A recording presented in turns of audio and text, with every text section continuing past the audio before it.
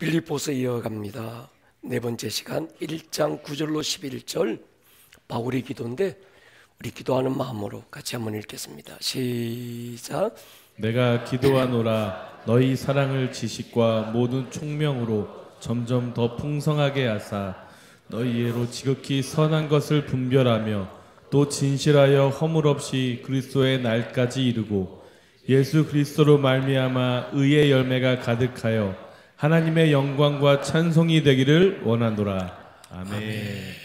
요즘 우리 교회 새로운 시즌을 맞아서 막 일어나고 있는 캠페인이 있습니다. 말씀대로 말하자. 아멘. 말씀으로 생각하자. 그리고 말씀으로 기도하자. 하나님의 말씀은 말이 아니라 생명인 거죠. 그래서 하나님의 말씀은 씨앗이에요. 씨앗은 심는 겁니다. 심은 걸 거두는 거예요. 그래서 우리는 말씀을 심고 말씀을 거두는 삶. 우리가 할 일은 심는 것이고 거두는 분, 그분이 하시는 일인 거죠. 어떻게 거두고 어떻게 심을까요? 말씀을 심는다는 게 뭘까요? 말씀으로 말하는 거예요. 내 생각, 내 감정은 흔들리는 갈대와 같습니다. 오늘 맞다 싶은데 돌아서고 보면 아닌 거예요. 진리, 변치 않는 기준이 되는 하나님의 말씀을 심는다 할 때 심는 건 말씀으로 말하고 말씀으로 생각하고 말씀으로 선포하고 아멘입니까? 더 중요한 건 말씀으로 기도하는 거예요. 말씀으로 기도하고 선포하는 것이 내 생각, 내 감정으로 기도하는 것보다 훨씬 강력한 힘이 있다는 걸 우리는 경험합니다. 나는 잘 기도한다고 했는데 돌이켜보고 나니까 정욕으로 서리고 잘못 구한 것일 수도 있고 중언부언한 것일 수도 있어요. 기도의 세계를 알면 알수록 기도가 두려워질 때가 있습니다. 기도를 잘해야 되겠다는 거예요. 하고 안 하고가 아니고 잘해야 되겠다. 아멘입니까? 어떻게 하면 기도를 잘 할 수 있습니까? 중언부언하지 않고 외식하지 않는 기도, 정욕으로 쓰리고 잘못 구하는 기도가 아닌 정말 하나님께서 듣고 응답하실 만한 기도는 어떤 기도일까요? 간단합니다. 예수님이 가르쳐 주신 기도가 있습니다. 주기도문인 거죠. 할렐루야. 주기도문. 내 필요는 주님이 다 하신다는 거예요. 우리가 구할 건 하나님의 나라가 내 삶에 임하고 그분의 뜻이 내 삶에 풀어지기를 기도하는 것이죠. 또 하나 기도가 바울의 기도를 붙들고 우리가 오랜 시간 기도해 왔습니다. 에베소 1장 17절부터 19절까지 에베소 교회를 향한 바울의 기도 두 가지였습니다. 지혜와 계시의 영을 주셔서 하나님을 알게 해주십시오. 우리가 뭐 막 애써서 하나님을 알 수 있는 게 아니라는 거예요. 하나님께서 지혜와 계시의 영인 성령님께서 마음의 눈을 열어주고 우리의 가려졌던 눈의 빗장을 열어주셔서 하나님을 알게 해주셔야 하는 거지요. 마음의 눈을 밝혀서 부르심의 소망이 뭔지, 성도에게 주신 기업의 영광의 풍성함이 얼마나 되는지 이미 우리 안에 넣어두신 하나님 그 능력이 얼마나 큰 것인지 알기를 구하는 기도, 그게 에베소 1장분의 기도입니다. 근데 바울의 기도는 에베소 1장이 아니라 에베소 3장에도 또 나옵니다. 우리가 사랑 가운데 뿌리가 박히고 터가 굳어져서 지식에 넘치는 그리스도의 사랑을 알게 해주십시오. 그 너비 길이 높이 길이가 어떠하다는 걸 알게 해주셔서 하나님의 모든 충만하신 것으로 충만하게 해주십시오. 여러분, 목사님, 난 기도 어떻게 해야 될지 잘 몰라요. 때로 기도할 의지도 있고 기도를 어떻게 해야 된다는 것도 아는데 기도에 힘이 없을 때가 있어요. 아버지 하고 나면 그 다음 기도를 어떻게 이어가야 될지 모르는 그런 순간, 그때도 우리는 주님 가르쳐 주신 기도로 기도하면 됩니다.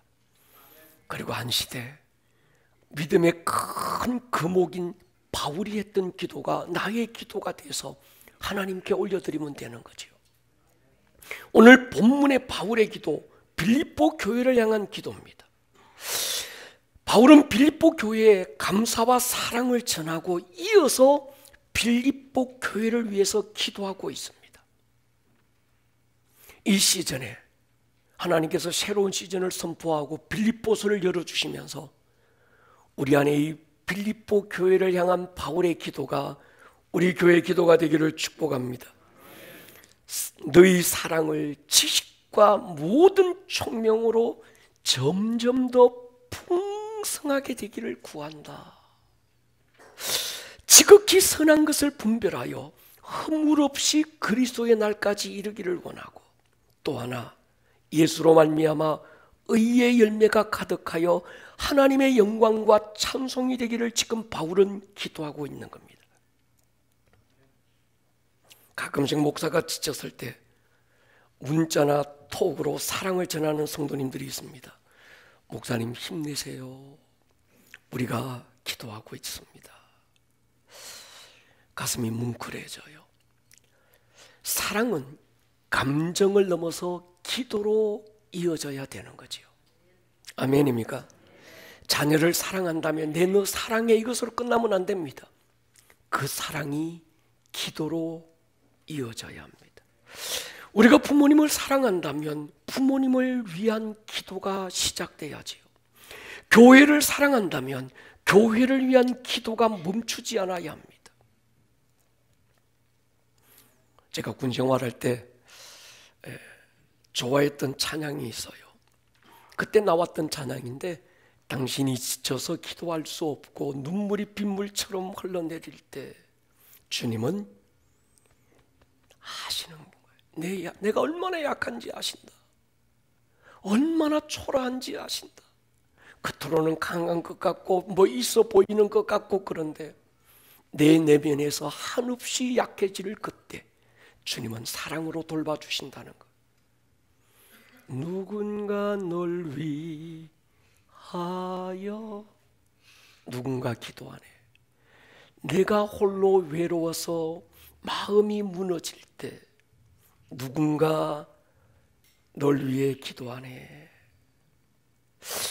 군생활이 그때 힘들었던 건 고된 훈련만은 아니었던 것 같아요. 스님들의 괴롭힘이 힘든 것도 아니었습니다.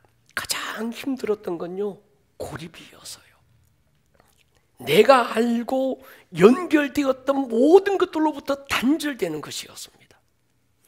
사람들은 쉬운 말로 요즘 군대가 무슨 군대냐, 삼시세끼 밥 주지, 적당한 운동 시켜주지, 알바보다 더 비싼 월급 주지, 뭐 얼차례가 있어, 구타가 있어. 아닙니다. 카키색 제복을 입었다는 것 자체가 아이들에게는 고통이에요. 가족들로부터, 친구들로부터, 사회로부터 단절되었다는 그 자체가 얼마나 큰 고통인지 모릅니다. 여러분, 고생하다가 나온 우리 청년들, 군생활하다가 휴가 나온 청년들이 있으면 밥 한 끼라도 사주시면서, 용돈이라도 지어주시면서 꼭 하셔야 될 게 있습니다. 우리가 너 위해 기도하고 있어. 아멘입니까? 그렇습니다. 엄마의 기도는, 교회의 기도는 단절되고 고립된 그들에게 연결의 다리가 되는 거예요. 골방에 갇혀서 세상과 단절된 우리의 소중한 아이들, 그들을 마음으로 결박하고 있는 히키코모리의 영을 끊어버리고 자유케 하고 풀어낼 수 있는 힘이 기도에 있는 거죠. 인간이 가장 두려워하는 게 단절 같아요. 독방 말이죠. 고립. 누군가로부터 단절되었다는 생각이 드는 순간에 두려움이 오는 거예요. 근데 내가 가장 힘들고 어려운 산을 넘어갈 때 누군가 날 위해 기도하고 있다는 그 한 가지 사실이 우리를 다시 일어날 힘이 되게 하는 겁니다. 기도가 단절을 연결이 되게 하는 거예요. 당장에는 혼자인 것 같은데 어느 누군가가 나를 위해서 기도하고 있다는 그 하나가 연결의 끈이 되는 거죠. 위로는 하나님으로부터의 연결, 또 소중한 사람들로부터의 연결인 거죠. 제가 쉽게 말하지도 않고 말한 것에 대해서는 책임지려고 하는 한 가지가 있습니다. 기도할게요, 이 말이에요. 우리가 기도한다는 이 말이 쉽게 뭐 그냥 인사치레처럼 되는 경우가 많아요. 근데 기도할게요 해놓고 기도 안 해요. 여러분, 제일 나쁜 거짓말이 그거예요. 기도할게요 해놓고 안 하는 거죠.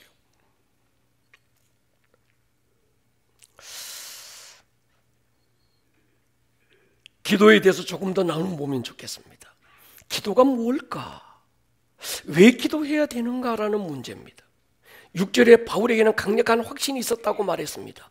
너희 안에서 착한 일을 시작하신 이가 그리스도 예수의 날까지 이루실 걸 확신하고 있다. 이 확신은 교인들을 위한 확신도 아니고 바울 자신에 대한 확신도 아니고 예수님에 대한 확신인 거예요. 그분이 시작하셨고 그분이 그 일을 이루실 것이라면 그럼 우리가 할 일이 뭡니까? 전능하신 하나님이 시작하시고 이루신다면 실패할 확률이 전혀 없고 반드시 이루어지고 되어질 것인데, 그렇다면 우리가 기도해야 될 이유가 무엇입니까? 이 딜레마지요. 여러분, 맞습니다. 그분이 시작하셨다면 그분이 이루실 거예요. 그런데요, 우리의 기도를 통해 이루시는 거예요. 오늘 빌립보 2장 13절 같이 한번 읽을게요. 시작. 이 안에서 행하시는 이는 하나님이시니 자기의 기쁘신 뜻을 위하여 너희에게 소원을 두고 행하게 하시나니. 하나님께서 그 일을 행하실 텐데, 하나님의 기쁘신 뜻을 이루실 텐데, 그 기쁘신 뜻을 이루시기 전에 먼저 우리 안에 어떤 마음의 소원을 넣어주신다는 거예요. 그 소원이 절박한 기도가 될 때 그 기도를 통해서 주님이 그 일을 이루신다는 거예요. 에스겔서 36장 보십시오. 너희 사방에 남은 이방 사람이 나 여호와가 무너진 곳을 건축하며 황폐한 자리에 심으신 줄을 알리라. 나 여호와가 말하였으니 이룰 것이다. 그래도 이스라엘 족속이 이같이 자기들에게 이루어 주기를 내게 구하여야 할지라. 여러분, 기도는 하나님이 일하시는 방법이죠. 하나님이 말했고 말한 것에 대해서는 그분이 이루실 것이지만 우리가 그 일이 이루어지기를 기도해야 된다는 거예요. 창세기 18장에 하나님이 두 천사를 대동하고 아브라함을 찾아오는 장면이 있습니다. 이유가 무엇일까요? 소돔과 고모라의 심판의 관계가 있었습니다. 소돔과 고모라가 악을 행해서 하나님 보실 때 심판받아야 마땅하지만 하나님의 뜻은 소돔과 고모라가 심판받는 게 아니라 용서하는 거예요. 그런데 이 하나님이 이들을 용서하기 위해서는 어떤 누군가의 중보가 필요했던 겁니다. 그래서 하나님이 아브라함을 찾아오시고 소돔과 고모라의 심판에 대한 하나님의 비밀을 알려주시고 기도하게 하셨는데, 중요한 건 아브라함이 그 기도를 중단하는 거예요. 아브라함의 기도가 중단되는 순간에 함께 대동했던 두 천사가 소돔과 고모라로 떠나고 창세기 10장 1절부터 보면 소돔과 고모라가 심판받는 장면이 벌어지고 마는 거예요. 이것이 기도가 중단된 결과를 우리에게 보여주는 겁니다. 에스겔서 22장 보십시오. 30절 같이 한번 읽겠습니다. 시작. 이 땅을 위하여 성을 쌓으며 성 무너진 데를 막아 서서 나로 하여금 멸하지 못하게 할 사람을 내가 그 가운데서 찾다가 찾지 못하였으므로. 하나님이 어떤 한 사람을 찾고 있습니다. 여기서 나로 하여금 멸하지 못하게 할 사람을 그 가운데서 찾다가 할 때 여기서는 한 사람을 얘기하는 겁니다. 하나님이 어떤 한 사람을 열심히 찾았는데 그 한 사람이 없는 거예요. 그 한 사람이 어떤 사람입니까? 한 손으로는 성 무너진 데를 가로막고 또 다른 한 손으로는 하늘의 하나님을 향하여 하나님으로 이 성에 대해서 긍휼을 베풀어 달라고 몸부림을 칠 수 있는 그 한 사람을 찾았다는 거예요. 근데 그 한 사람을 찾지 못해서 심판할 수밖에 없었다는 하나님의 안타까움을 우리에게 말하고 있는 거지요. 그래서 우리가 기도를 멈추지 말아야 합니다. 행여 여러분 안에 어떤 마음의 소원이 일어나거든 그 소원 하나님이 그 일을 이루시기 전에 여러분 안에 심어주신, 그래서 이것이 우리가 기도가 되게 만들 정말 하나님으로 이루시게 할 기도가 절박한 기도가 되게 하기 위하여 하나님이 심으신 소원인지 보라는 거예요. 저는 그런 확신이 있습니다. 우리 교회에서 지금 하고 있는 이 어머니 기도에는 하나님께서 이 목사에게, 하나님께서 우리 교인 성도들에게 하나님께서 심어두신 그분의 소원인 줄 믿습니다. 그 소원을 심어두실 때에는 우리가 그 소원을 붙들고 절박한 기도가 되면 나의 결핍이, 나의 문제가 절박한 기도로 이어지는 순간에 하나님께서 그 일을 이루신다는 거예요. 또 하나 기억해야 될 게 있습니다. 나의 나됨이 하나님의 은혜라고 생각할 때 감사하다, 너무 고맙다, 이것으로 끝나면 안 되는 거예요. 오늘 내게 주어지고 베풀어 주신 이 큰 은혜는 누군가가 나를 위하여 기도한 결과라는 거예요. 부모의 기도였던, 목자의 기도였던, 아니면 교우들의 기도였던 어떤 누군가가 나를 위하여 기도했기 때문에 그것이 내게 주어졌다는 거예요. 무슨 말인가 하면 내가 잘나서 잘 돼서 복 받은 게 아닙니다. 빚을 진 거예요. 기도에 빚을 진 것이고 우리는 사랑에 빚을 진 거예요. 그렇다면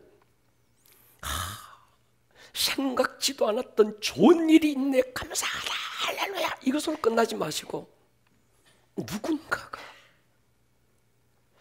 내 엄마가, 내 아빠가 내가 어렸을 때 알지 못했던 그때부터 지금까지 심어놓은 기도의 결과라면, 내 목자들이, 내 교우는 누군가가, 교회에서 중보팀들이 나를 위하여 몸부림치며 기도해 놓은 그 결과가 이것이라면 나 또한 누군가를 위하여 기도해야 되겠다는 결단이 있어야 되는 거죠.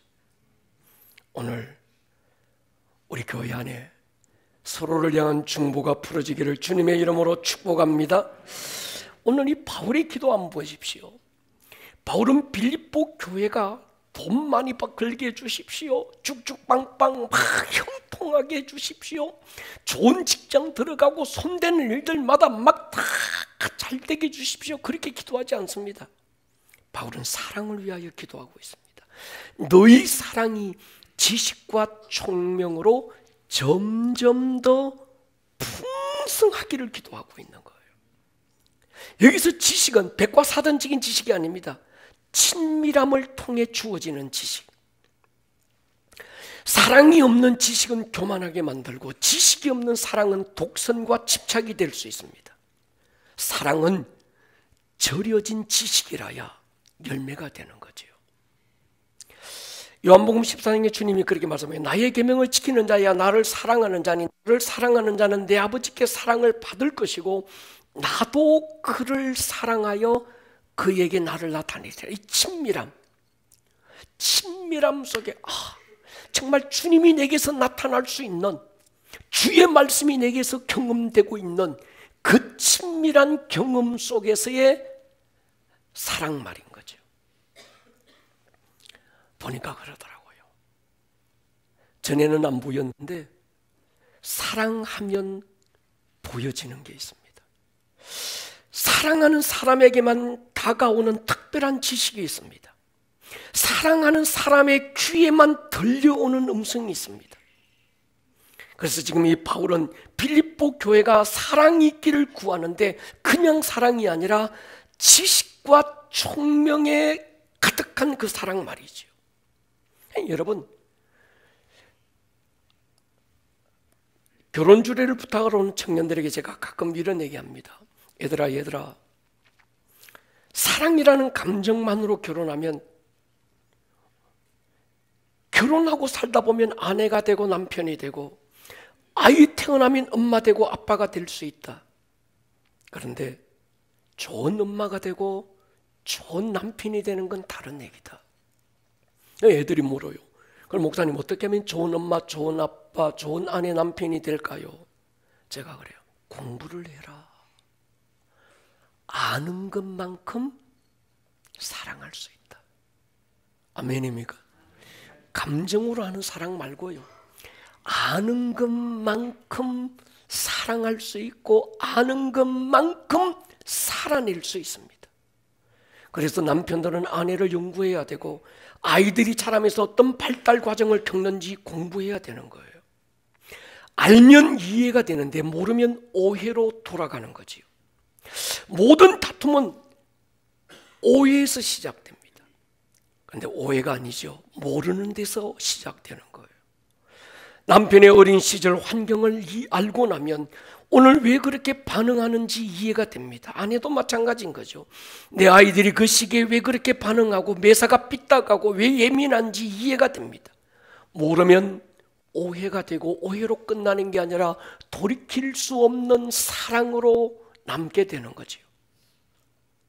그래서 바울은 사랑을 얘기할 때마다 지식을 함께 얘기해요. 빌립보 교인들의 사랑이 점점 풍성해지기를 구하는데 그냥이 아니라 너희 사랑을 지식과 모든 총명으로 더 풍성하게 해달라는 거예요. 이 은혜가 있기를 주님의 이름으로 축복합니다. 근데 더 점점 풍성해져야 합니다. 어제보다 오늘도 풍성해지고 오늘보다 내일 그 사랑이 더 풍성해지기를 축복합니다. 또 하나는 총명으로 풍성한 사랑. 이 마틴 로이드 존슨은 이 총명을 어떻게 풀었나 제가 어떤 그분의 설교집을 보니까 분별력이라고 그러더라고요. 분별의 기준. 이 사랑을 하는데 사랑이 점점 풍성해지는데 그 사랑의 기준점이 있는 거예요. 분별, 기준, 총명. 그럼 기준이 뭘까요? 성경인 거죠. 여러분, 그리스도인의 삶의 기준이 뭘까요? 성경인 줄로 믿습니다. 사회적인 이슈든 개인적인 일이든 가정사든 그리스도인의 모든 가치관의 기준이 성경이어야 합니다. 말씀이라고 하는 잣대 위에서 사상도 이론도 검증되어야 되는 거죠. 오늘 작금의 한국교회, 한국의 현실을 한번 보십시오. 그것이 정치적인 이슈든 사회적인 이슈든 우리는 성경이라는 다림줄을 가운데 딱 두고 분별할 필요가 있습니다. 사람들이 제게 물어요. 목사님, 촛불입니까? 태극기입니까? 촛불도 태극기도 아니다. 그럼 목사님 뭡니까? 나는 성경이다.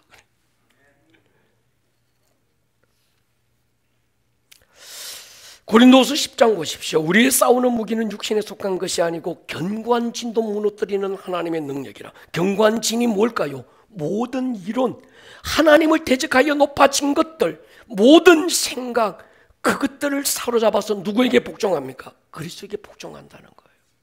여러분, 사상이 성경을 짓밟아서도 안 됩니다. 아멘입니까? 어떤 이론이 성경을 넘어서서도 안 됩니다. 여러분의 삶의 절대적인 기준이 성경이 되기를 축복합니다. 모든 사상, 이론, 지식, 하나님의 말씀이 기준이 돼서 재정렬되어져야 되는 거죠.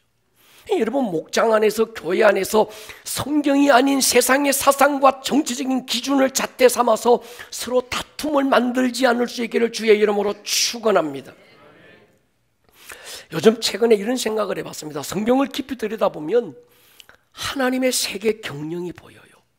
그때 그 말씀인데 그 성경이 기준이 되고 보면 지금 이 시대 하나님이 일하시는 세계 경영이 보이는 겁니다. 한 나라가 서고 망하는 것에도 하나님의 손이 개입되고 있다는 게 보이는 거예요. 여러분 창세기 15장에 보면 아브라함에게 하나님이 어떤 약속을 해요.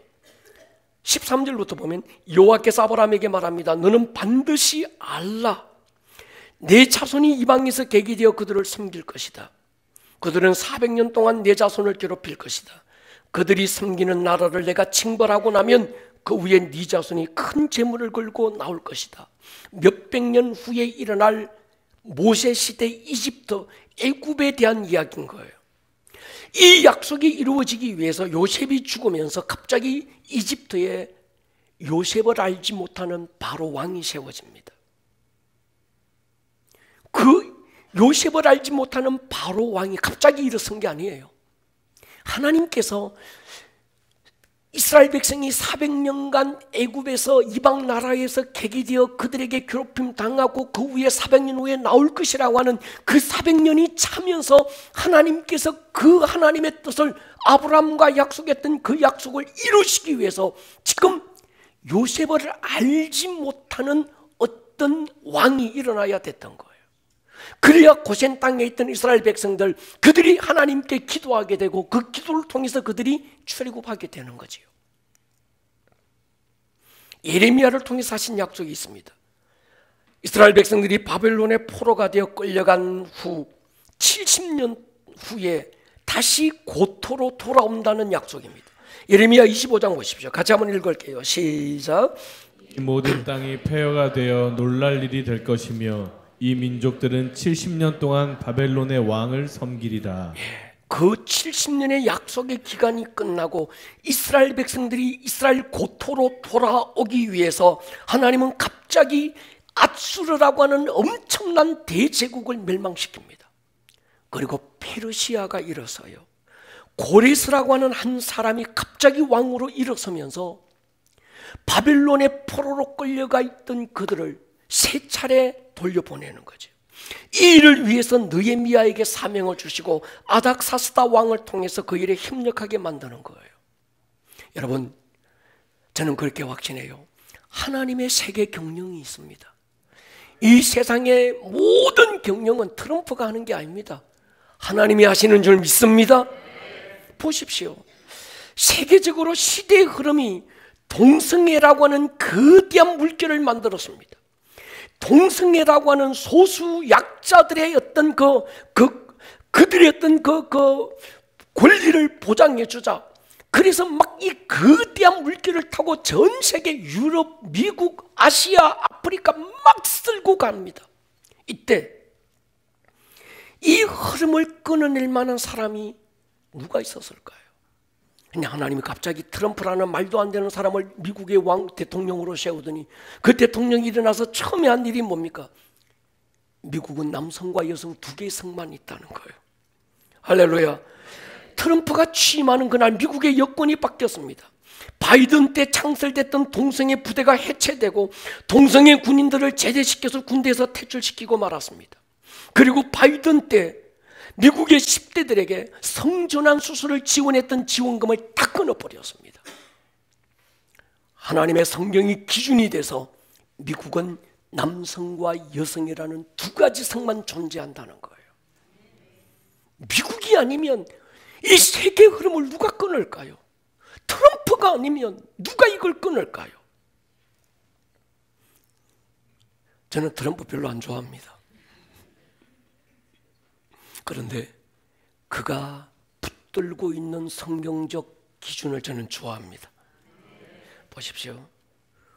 어느 날 갑자기 일본 총리의 독실한 크리스찬 시계루를 앉혀요. 그 몇 명 되지 않는 일본 그 수장에 크리스천을 세워서요. 갑자기 트럼프가 성경이라는 기준을 들고 나오기 시작했습니다. 사랑하는 여러분, 야곱과 에서의 관계가 풀어져야 하던 것처럼 일본과 우리 민족의 아픈 상처가 치유되고 용서와 화해로 풀어나갈 때 남북의 문제가 풀어질 줄 믿습니다. 이스라엘과 이방인의 담을 허물한 새 사람을 하나님은 준비하는 줄 믿습니다. 그러니까 정말 눈에 보이는 걸 보는 게 아니라 거대한 보이지 않는 하나님의 손이 이 세상을 경영하고 있는 걸 우리는 볼 수 있어야 합니다. 갑자기 인간이 일어나가지고 막 이러는 게 아니고 저 사람이 갑자기 일어나서 막 이러는 게 아니라 보이지 않는 하나님의 손을 보는 거예요. 오늘 바울은 빌립보 교회를 위하여 기도할 때 하나님 이 교회가 풍성한 사랑이 점점 더 많아지게 해주십시오. 그것이 그냥 사랑이 아니라 지식과 친밀함과 총명, 분별력을 가진 사랑의 풍성함을 구하는 거예요. 저도 이 바울의 마음을 담아서 우리 교회 안에 이 사랑이 가득하기를 기도합니다. 성도들의 모든 가정들마다 점점 이 사랑의 풍성함이 강물을 이루기를 축복합니다. 바울의 기도가 이어지는 거예요. 지극히 선한 것을 분별하여. 이건 선택에 대한 얘기예요. 여러 개 중에 좋은 것 하나 고르는 게 아닙니다. 최고의 것들 가운데서 최상의 것을 선택할 수 있는 분별력. 이번 우리 아동부 캠프가 선택에 대한 기준을 다시 애들이 붙들자고 얘기하는데 하나님의 역사가 있을 줄 믿습니다. 행복도 불행도 선택의 결과예요. 잘한 선택이 불행을 만들지 않고 잘못된 선택이 행복을 만들 수 없습니다. 우리가 받아야 될 축복 가운데 하나가 선택의 복인 것이죠. 여러분, 되어진 선택도 있지만 해야 될 선택도 있습니다. 되어진 선택은 감사함으로 받고 해야 될 선택에 대해서는 지혜가 분별력이 있어야 되는 거죠. 여러분, 최고의 선택은 하나님인 줄 믿습니다. 시편 1편 보십시오. 시편의 첫 문을 딱 열면서 선택을 얘기합니다. 복 있는 사람이 어떤 사람입니까?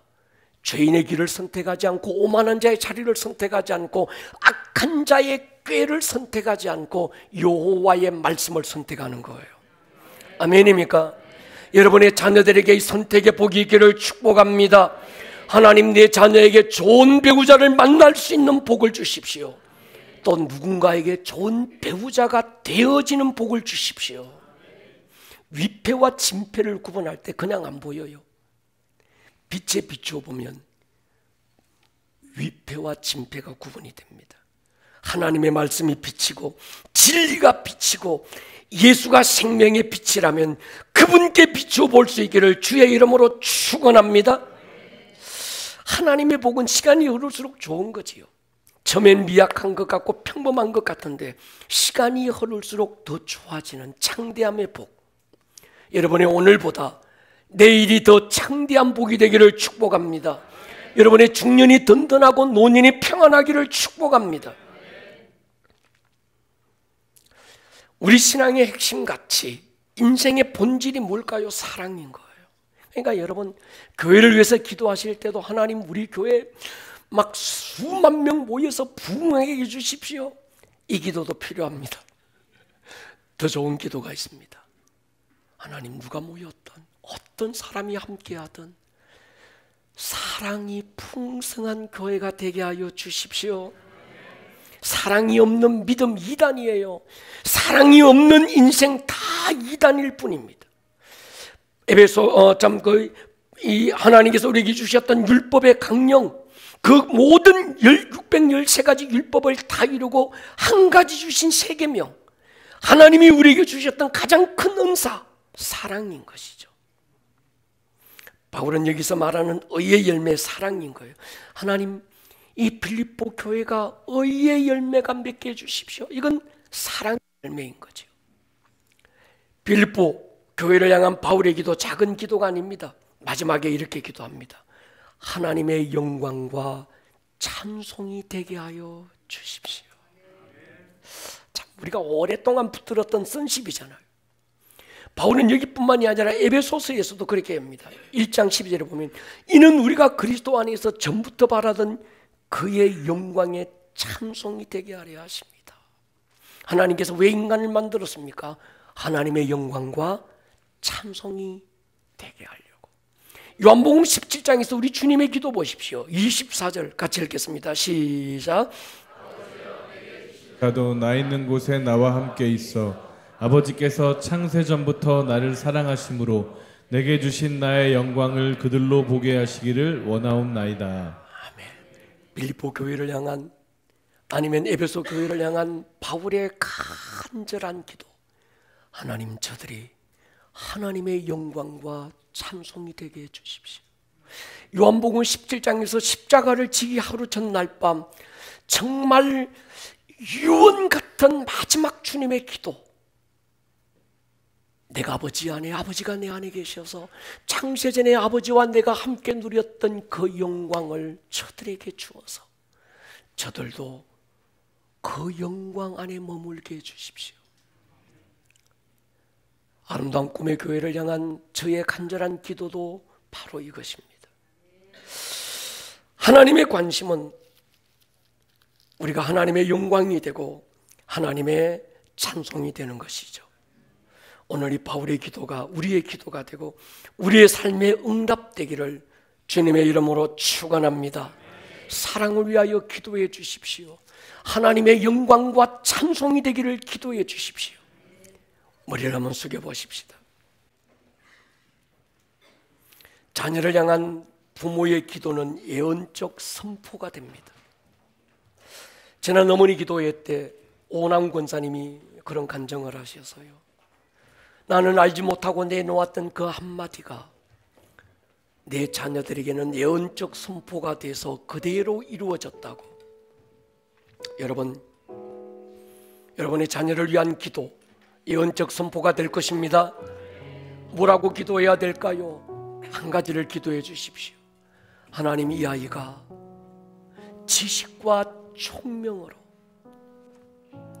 점점 사랑이 풍성한 아이가 되게 해주십시오. 주님, 내 아이가, 주님, 우리 교회가, 주님, 내가 알고 있는 모든 사람들이